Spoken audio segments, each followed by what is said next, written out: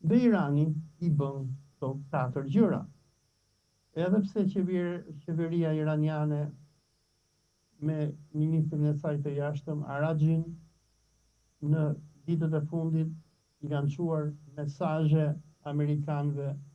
që ne nuk duam të zhvillojmë bombën nukleare,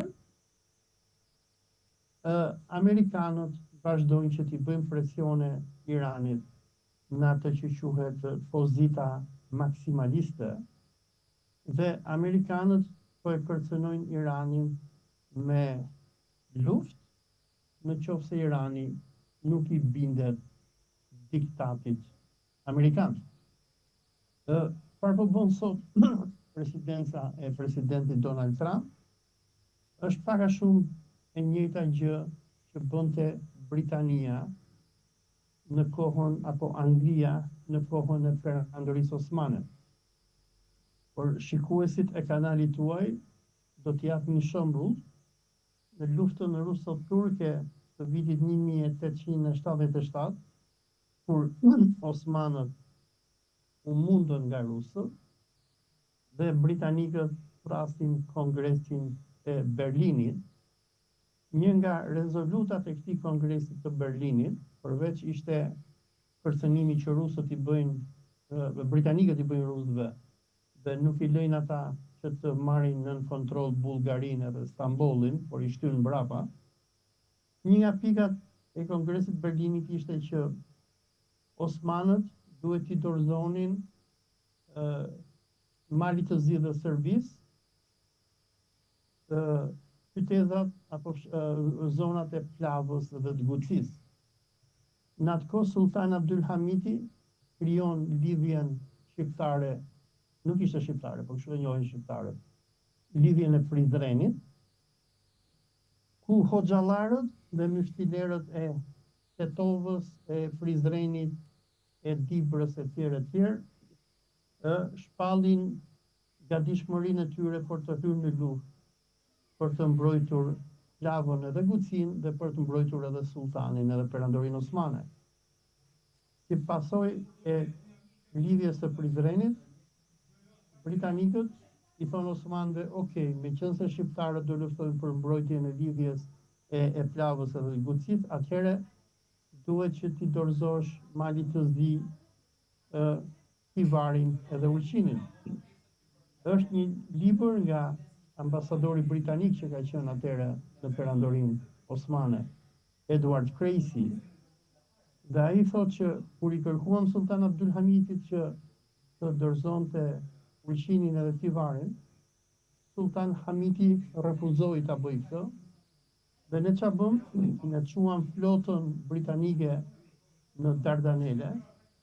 dhe shkova dhe kërcënova sultanin. I thash, nëse ti nuk i jep malit të zi Tivarin edhe Ulqinit, ne do bombardojmë dhe do djegim Stambollin. Edhe në këtë mënyrë ai e detyroi Sultan Abdulhamitin që i urdhëronte shqiptarët që të tërhiqeshin dhe të lejonin malazezët që të merrnin Plavën, Tivarin edhe Ulqinin. Në gjuhën diplomatike të shekullit të 19, kjo quhet si gunboat diplomacy, apo diplomacia e luftanijeve. Domethënë, ti nuk na bindesh neve, ne jemi më të fortë se ty, të sjellim luftanijet edhe të bombardojmë ty, derisa të detyrojmë që të bësh atë që themi neve. Dhe presidenti Trump dhe zionistët Izraelit këtë gjë po mundohen që t'i bëjnë tani Iranit dhe Imam Khamenei, që ju e keni edhe në foton këtu që ne shohim. Është pak a shumë një përsëritje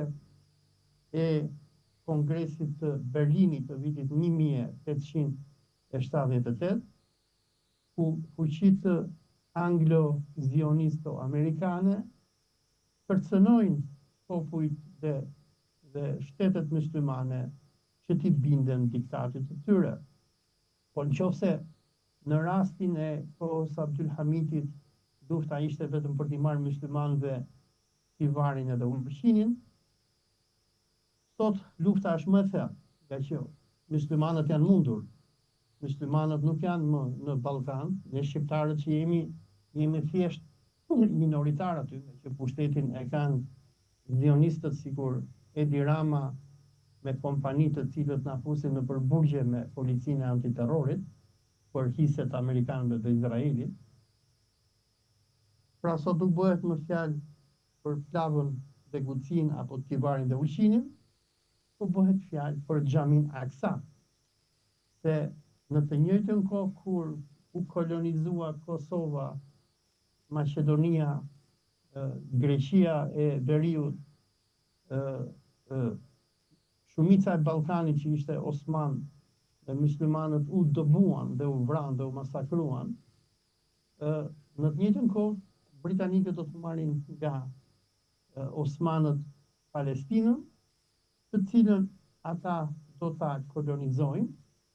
por hesapi i zionistëve me Palestinën, edhe pse ata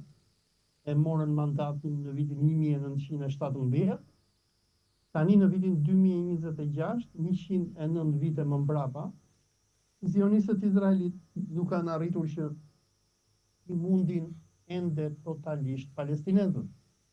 Dhe në qoftë se fjala bie në 1878 Sultan Abdul Hamiti do krijonte Prizren Itifakën, apo lidhjen e Prizrenit, Hoxh Ali Khamenei, që ju keni këtu në foto, ka themeluar që në vitin 2003 atë që njihet si boshti i rezistencës,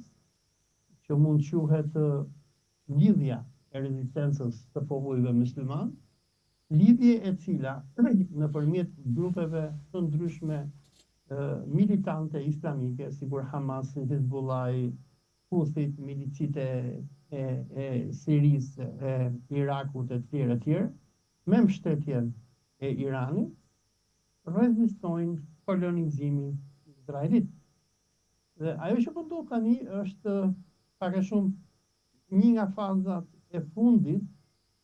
të betejës për pushtimin e Palestinës dhe për shkatrimin e Xhamit Aksa, betejë e cila nisi në 109 vite më herët, në një kohë kur unë edhe ti nuk ishim akoma në planetin Tokë, por ishim në atë që njihet si Alemul Ruh, apo botën e shpirtrave, dhe kjo betejë ka ndodhur në kohën e stërgjyshërve tanë, kur stërgjyshërit tanë Osman luftonin për të mbrojtur kufi e derës të Osmanit dhe kalifatin e fundit të Islamit sunit. Qartë, zoti Yazidxhi, po ashtu duket se edhe Irani është kundërpërgjigjur po me të njëjtën gjuhë ndaj SBA-s, duke pasur dhe një stërvitje ushtarake në kanalin e Hormuzit, madje me armë të vërteta është bërë kjo lloj stërvitjeje. Çfarë tregon kjo, duke qenë se dihet që kanali i Hormuzit është teatër i rëndësishëm për tregtinë? Manovrat ushtarake iraniane duhet fillonin dje, në datën 1 shkurt, dhe iranianët do fillonin këto manovra në kundërpërgjigje të manovrave ushtarake që amerikanët do bënin me flotën e tyre, por vendet e Gjirit, Persik edhe Turqia, të cilat janë të gjitha të trembura nga një luftë që mund ndodhi ndërmjet Iranit dhe SBA-s, i kanë kërkuar amerikanëve që të bëjnë marrëveshje me Iranin dhe mos hyjnë në luftë. Irani do t'i bënte këto manovra si kundërpërgjigje ndaj amerikanëve, ka që sikur ka deklaruar edhe Imam Ali Khamenei, që ju keni këtu në foto, iranianët nuk kanë frikë, biles në një video që faqja e tij zyrtare Khamenei i lëshoi përpara pak ditësh, Imam Aliu e krahason të betejë që po i vjen tani Iranit me betejën e Uhudit, kur muslimanët ishin të dobët, ishin pakicë, u rrethuan nga bandat e qafirëve Kurejsh, megjithatë ndihma e Allahut u erdhi atyre. Dhe Imam Ali Khamenei i ka apeluar popullit iranian që mos të trembet, Dhe i ka thënë që ne do luftojmë, sigur luftuan muslimanët në betejën e Uhudit me Hazreti Hamzain në krye kundër hordhive të jo besimtarve.